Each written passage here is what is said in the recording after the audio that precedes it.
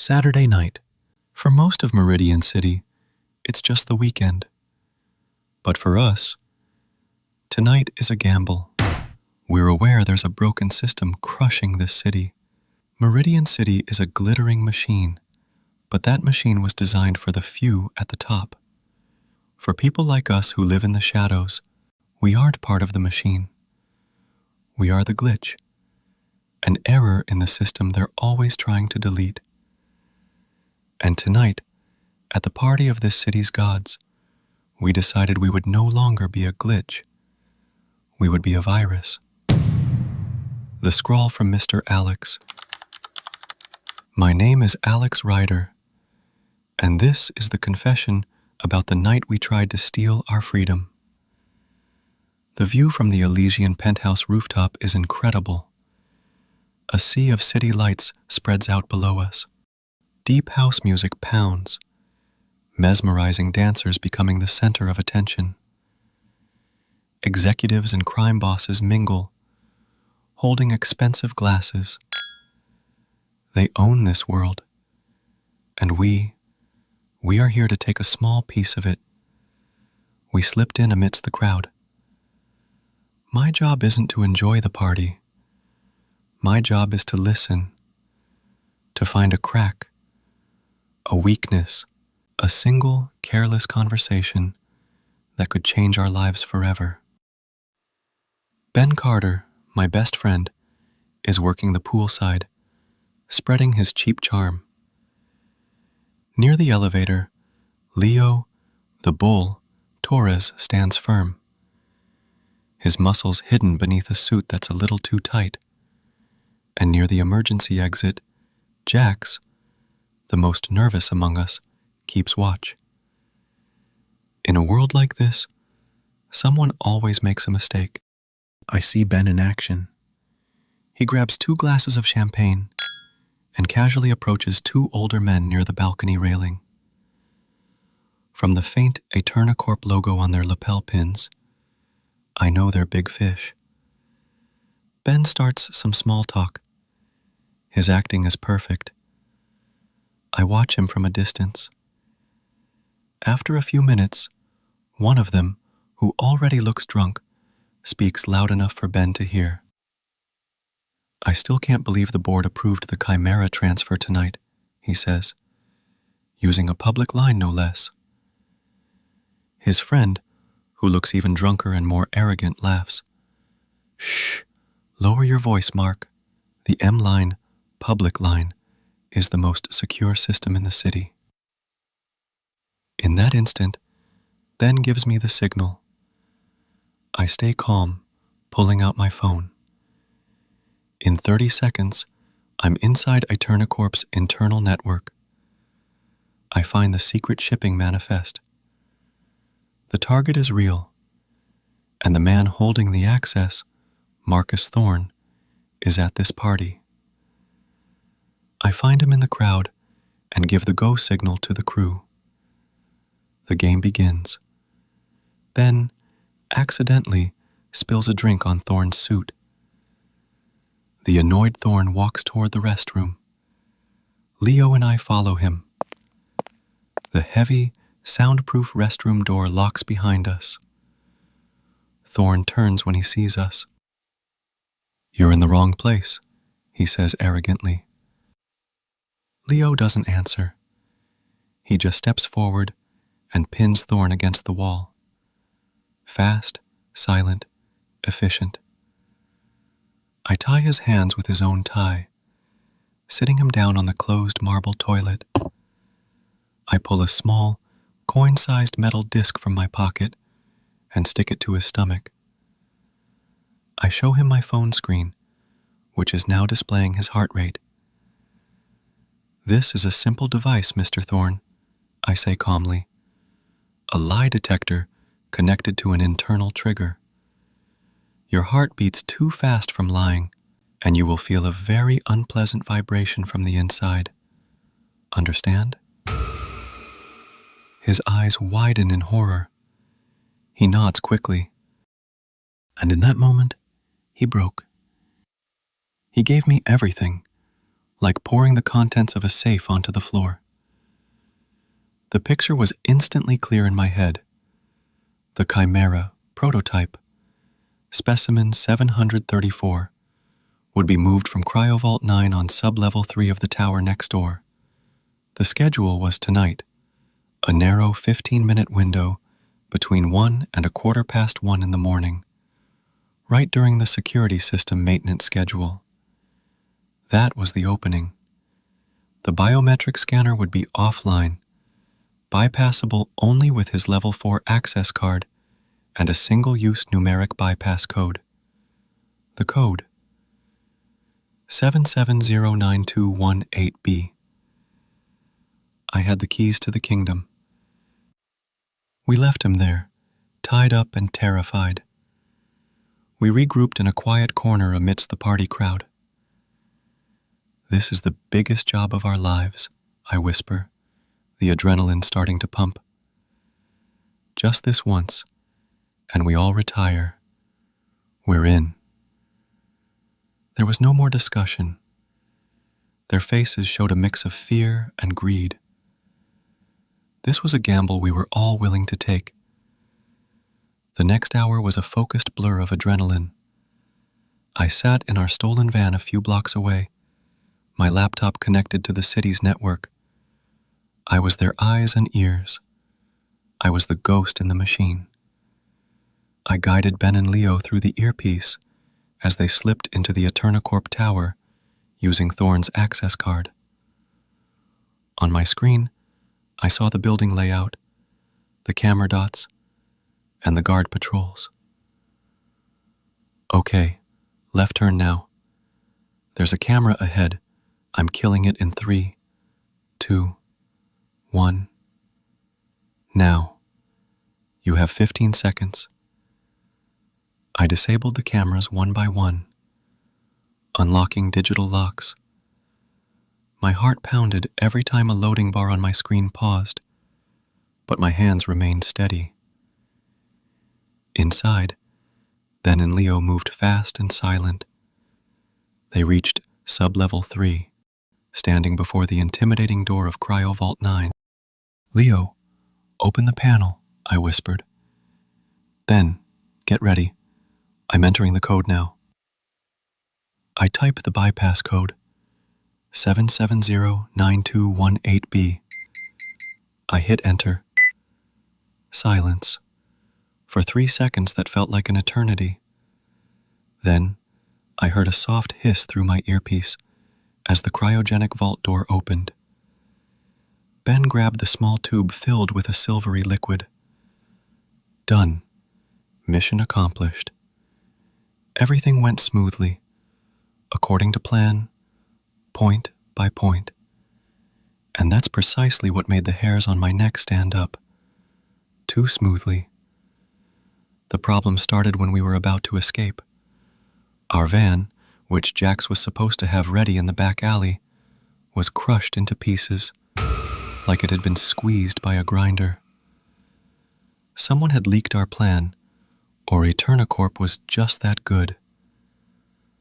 We were trapped, with the faint sound of police sirens in the distance, getting closer. "Shit, shit, shit," Jax cursed, panicking. My brain worked fast. There was only one way out. "The Midnight Line," I said. "The station is just 2 blocks from here. Run." We ran through the night, managed to get into a deserted M-Line station, and jumped into one of the mini-pods just before its doors closed. For a moment, we felt safe. We made it. The pod moved smoothly into the dark tunnel. Then, a small red light above the door lit up. A scanner. I'd forgotten about it. A cold, emotionless AI voice came from the pod's speakers. "Biological anomaly detected. Chimera sample. Absolute isolation protocol activated."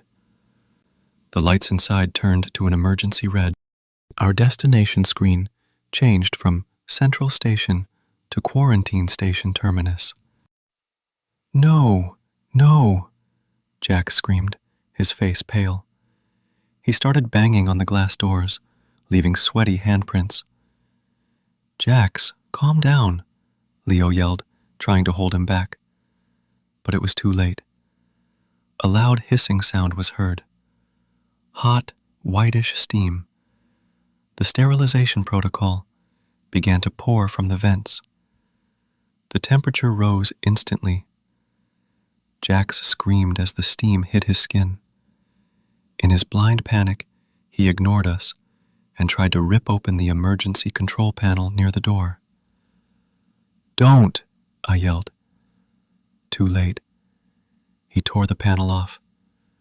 There was a blinding blue flash, a sharp smell of ozone, and Jax's body convulsed violently for a few seconds before finally going limp, collapsing to the floor.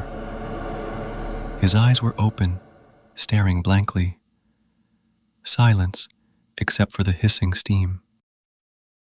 Then, Leo and I could only stare in horror.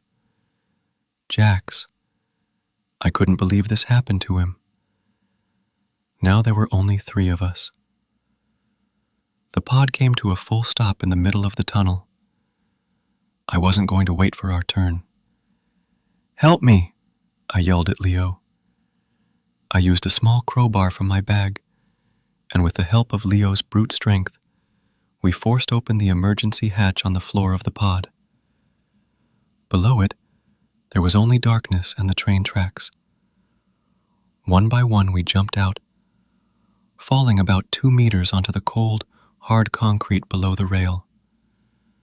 Above us, the pod started moving again, continuing its deadly journey, taking our friend's body with it. We were out of the pod, but we were no longer in the city we knew. We were in AeternaCorp territory. This was more than a monster's nest. We could only lie there for a moment, in shock, listening to the sound of the pod carrying Jax's body away into the darkness. He was just gone. One small mistake, and he was erased. Ben was the first to break. He shot up and punched the tunnel wall. "This is insane," he yelled. "This was your idea, Alex." We should have taken our chances on the street. "Fighting won't help," Leo's heavy voice cut him off. He was already on his feet, his trained eyes scanning our surroundings. He was a soldier now, not just muscle. "It's done. Now we have to get out of here." Leo was right. Guilt and fear weren't going to help us. I forced my brain to work, to analyze. We were in the service tunnels beneath the main M-line track. There should be an emergency exit every few hundred meters. We started walking in a tense silence, lit only by the flashlights of our phones. This tunnel felt wrong. There was a strange smell in the air, beneath the ozone and mildew, a musky odor like a predator's den. Then we saw it. On one of the steel walls, there were 3 deep claw marks, as if a giant garden fork had been dragged across it. The metal was peeled back. "That's no blunt object scratch," Leo muttered, touching the sharp edge. A few meters ahead, we found the source. The remains of an AeternaCorp maintenance worker's uniform, scattered in a dark puddle of water. Around it were dark stains of an organic substance I didn't recognize. We weren't alone down here. Long before we arrived, something else was here. Something hungry. We quickened our pace. After what felt like an eternity, we found a small maintenance control room. The door was unlocked. We went inside and barricaded it. We were safe. Inside, there were a few old monitors and a network terminal. I saw a small light blinking on the ceiling. A camera. "They're watching us," I said. "They know we're here. They're probably letting us run waiting for us to get tired. So we're cornered? Ben asked, desperation in his voice. No, I answered, my eyes fixed on the network terminal. If they're fighting us with the system, we fight back with the system. I have one crazy idea. My plan was the ghost train stratagem. I would try to hack into the M-line network from this terminal and create the signal of a fake pod, a ghost, in a distant location. If it worked, the operators would be distracted, giving us time to find an exit without being watched. This was our last gamble. Leo and Ben stood guard at the door while I got to work. I tore open the terminal, connected my phone, and started typing lines of code. The AeternaCorp network was a digital fortress, but I found a loophole, a backdoor in the diagnostic protocol that I might have built myself years ago and forgotten. I was in. I could see the map of the entire M-line network. I saw our location, and I saw them. 4 operator signals. The operators, in the central control room, monitoring our every move. I started creating a false anomaly, a ghost pod, appearing on the northern line. I was so close. I just needed a few more seconds to launch the signal and keep them busy. Suddenly, all the monitors in front of me went dead. My phone screen went black.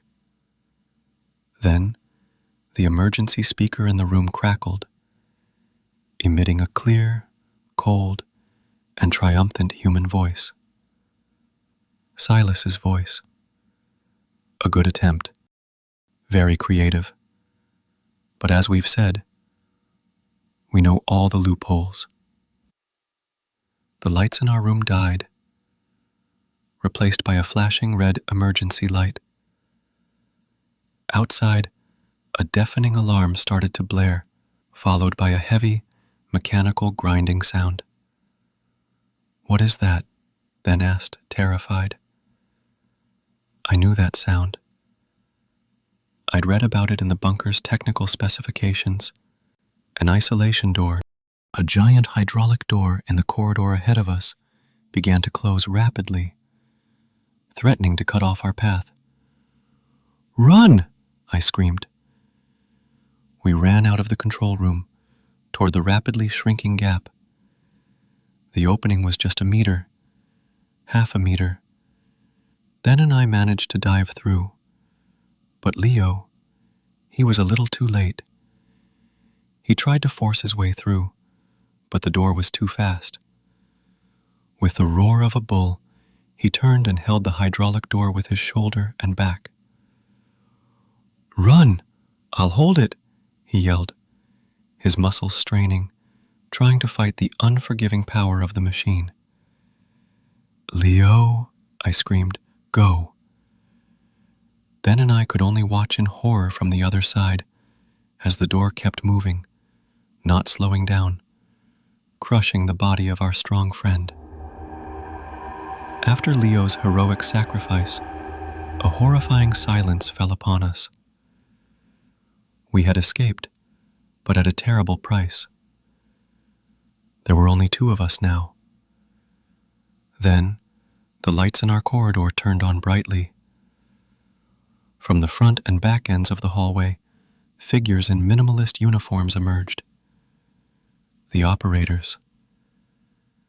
They walked slowly toward us, surrounding us. There was nowhere left to run. The speaker on the ceiling crackled again, Silas's cold voice. Anomalies must be purged. The operators approached, their movements synchronized and emotionless. I didn't even have the strength to fight. One of them pulled out a syringe. I felt a sharp prick in my arm. My vision started to blur. I saw them do the same to Ben. The sounds around me faded. until everything went dark and totally silent. I woke up, my head pounding. Around me were thick glass walls. Below the glass floor, a pool of water sizzled softly, electrified. Across the room I saw Ben, also just waking up, sitting limply, staring blankly at the deadly water below us. My mind was a mess. Horrifying flashes kept replaying endlessly.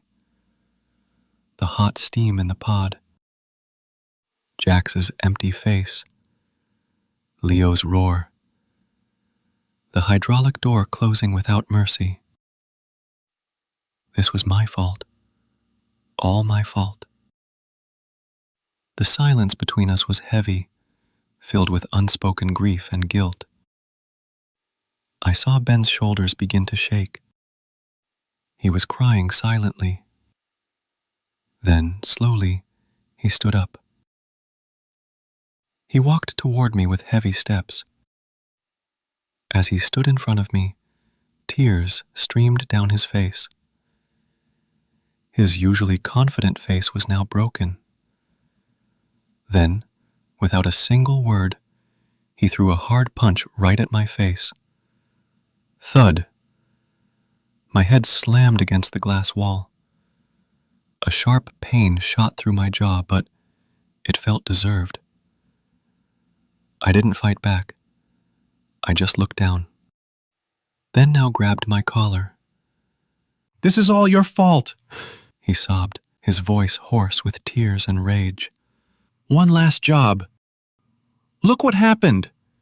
Leo, Jax, they trusted you, Alex. They're dead." I didn't defend myself. Because he was right. "You're right," I whispered. "This is my fault. It's all my fault." Hearing my confession, all the strength seemed to leave Ben's body. He let go of my collar and collapsed beside me, able to do nothing but sob uncontrollably. We were at our lowest point, two broken men, waiting for the end in a glass box above an electric pool. That's when a screen on the outer wall of the cell lit up. Silas's cold, calm face filled the screen, looking at us without emotion, as if we were subjects in a lab. He didn't speak to us. He spoke about us. "Subjects 3 and 4, he said, his clear voice coming from a hidden speaker, as if reading a report.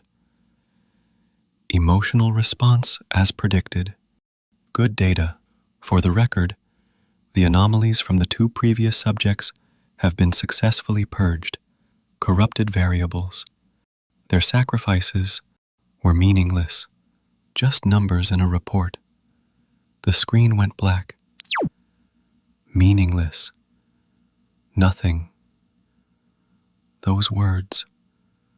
The cold echo of those words burned away the rest of my guilt, leaving only a clear, white-hot rage. They would not turn Leo's sacrifice and Jax's death into a statistic. They would not. That anger gave me focus. I got up, ignoring the pain in my jaw.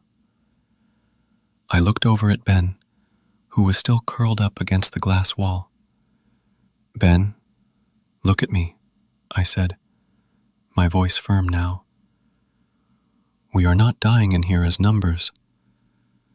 My eyes swept the cell one more time, but this time with purpose. I immediately looked for a camera.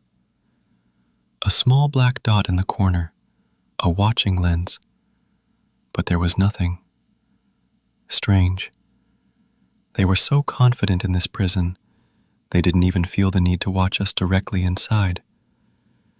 They only observed from the outside. This was our only chance. My eyes locked onto one spot. In the corner of the ceiling, where the glass wall met the steel frame, there were several very small metal contact points. The electrical bridge for the cell, its weak point. I explained my crazy idea, a plan born of pure desperation. Ben looked at me like I was insane, but he saw something in my eyes that had been gone for a long time, a spark of defiance. He nodded. "I need a boost," I said, then crouched down below the corner, his back against the glass wall. I climbed onto his trembling shoulders, trying to keep my balance above our deadly prison. Even from on top of Ben's shoulders, I still couldn't touch both contact points at the same time. They were just a few centimeters too far apart. I only had one natural conductor left.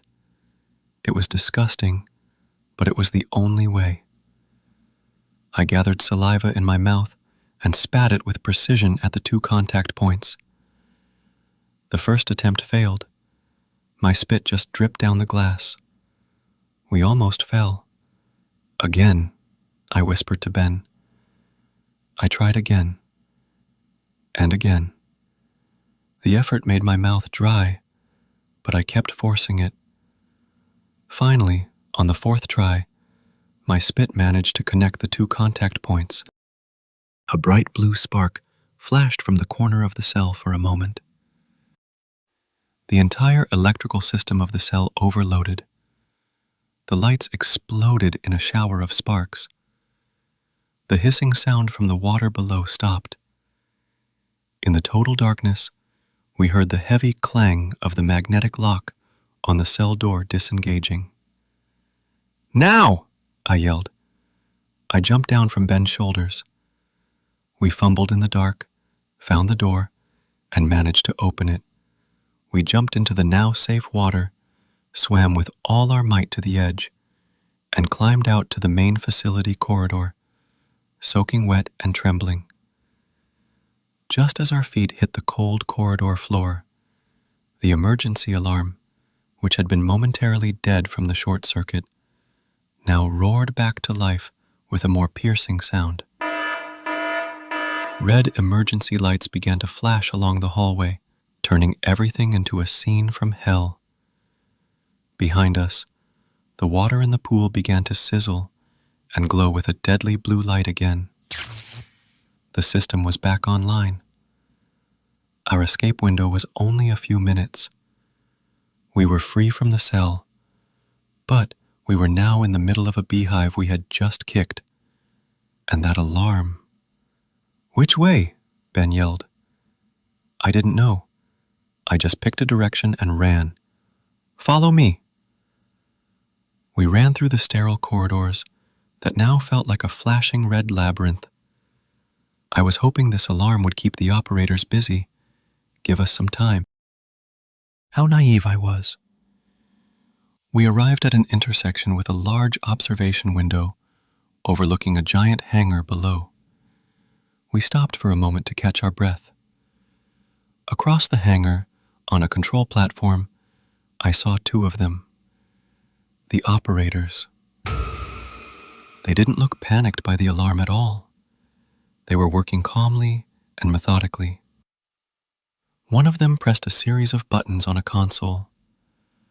On the hangar floor below them, a giant bay door with the AeternaCorp logo began to open with a hydraulic hiss.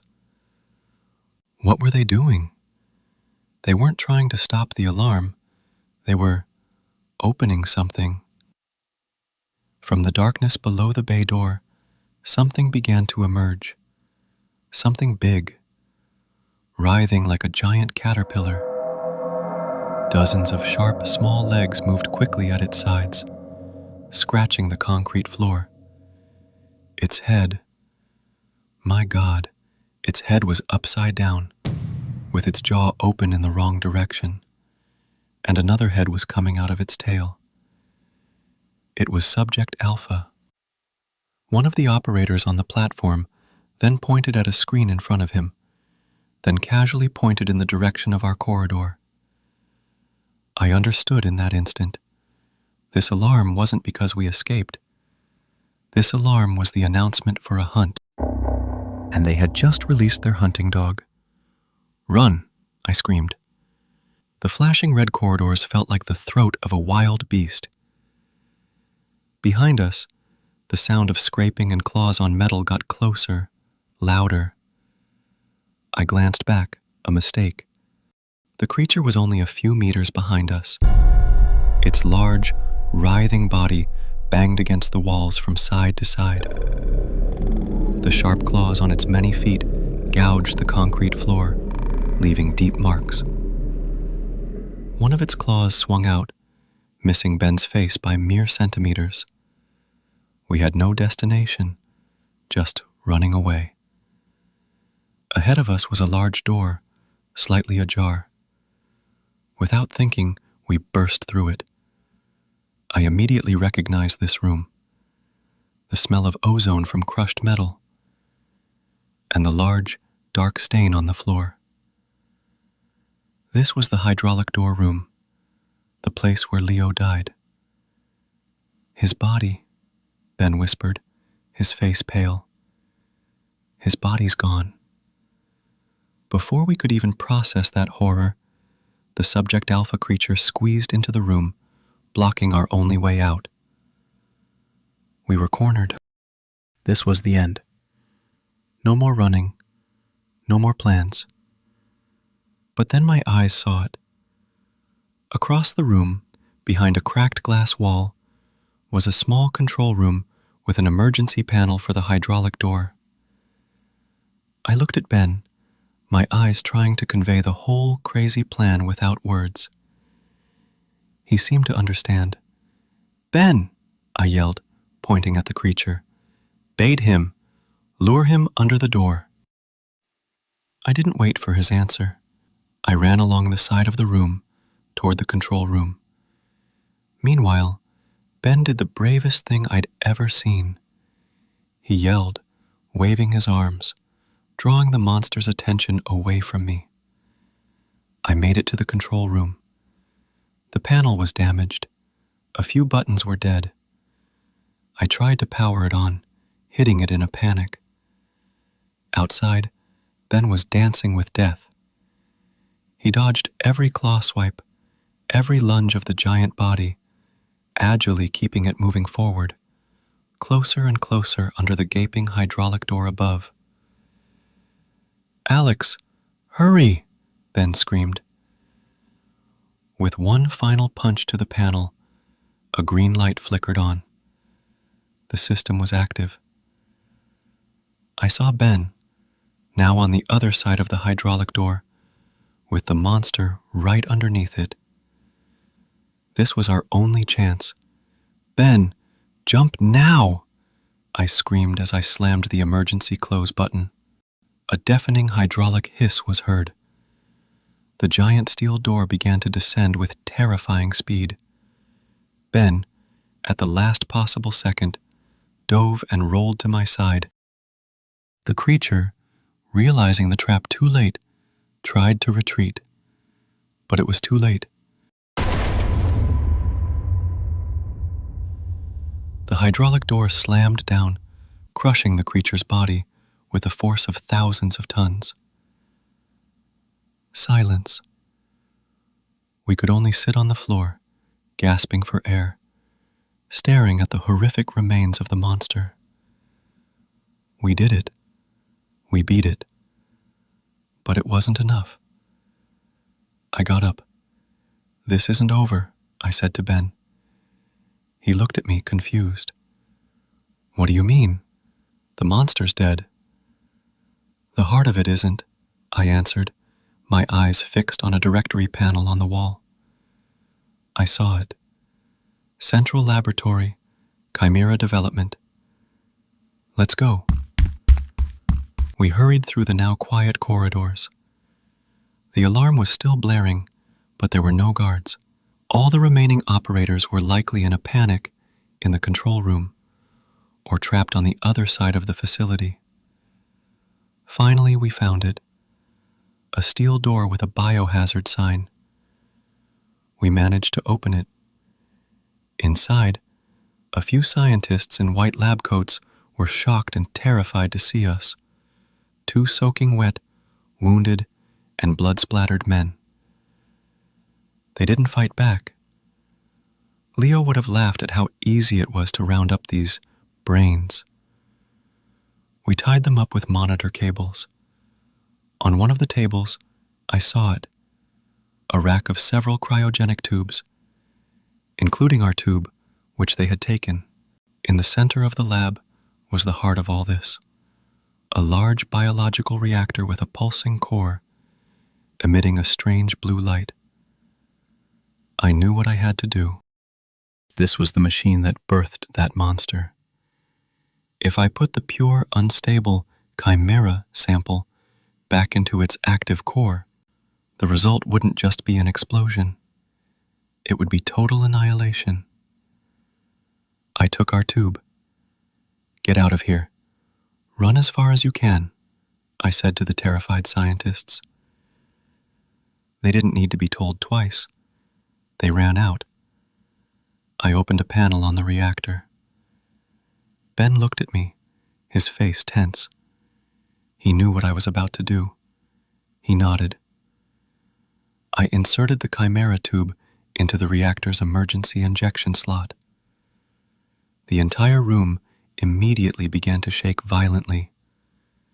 A panicked AI voice came from the speakers. System AI voice. "Warning!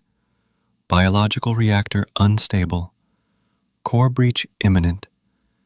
Facility will be destroyed in T-2 minutes. Now we run," I said. We ran out of the lab, now racing against time. The corridors were shaking. Pipes on the ceiling burst, spraying hot steam. The lights shattered. This whole place was going to collapse. We kept running toward the only exit I knew, an emergency service elevator at the end of the sector. We made it to the elevator just in time and hit the button. As the elevator doors closed, I caught a glimpse of the remaining operators trying to chase us, before they were finally swallowed by an explosion and fire. The elevator shot up with bone-crushing speed. The shaking was violent, feeling as if the entire structure was crumbling to pieces below us. Then, with one final thud, the elevator stopped. The doors opened. We were in a dim, empty underground parking garage. The building's fire alarm was blaring, and sprinklers were showering water everywhere. We were on sub-level 5 of the AeternaCorp R&D building. We ran past the luxury cars of the executives toward the upward-sloping exit. Behind us, I could hear the shouts of the remaining operators who might have also escaped the initial blast. We ran with all our might up the garage ramp, and finally, we saw it. The wet night and the streetlights of Meridian City. We burst out of the garage entrance. We didn't stop running until we were across the street. We looked back and stared at the AeternaCorp building. The lights on its lower floors were flickering wildly. Then, one by one, they went out completely. Thick black smoke began to pour from the garage entrance where we had just come out. I saw Ben reach into his torn pocket. He pulled out a small tube. Not the silver cryogenic tube we used to destroy the reactor. This was different. Smaller, and the liquid inside emitted a soft, bluish glow. "Then, what is that?" I asked, my voice barely a whisper. He didn't answer. He just looked at me and smiled. My only remaining friend had now become a mystery. I took a very deep breath, and then Ben whispered next to me, "We won, Alex."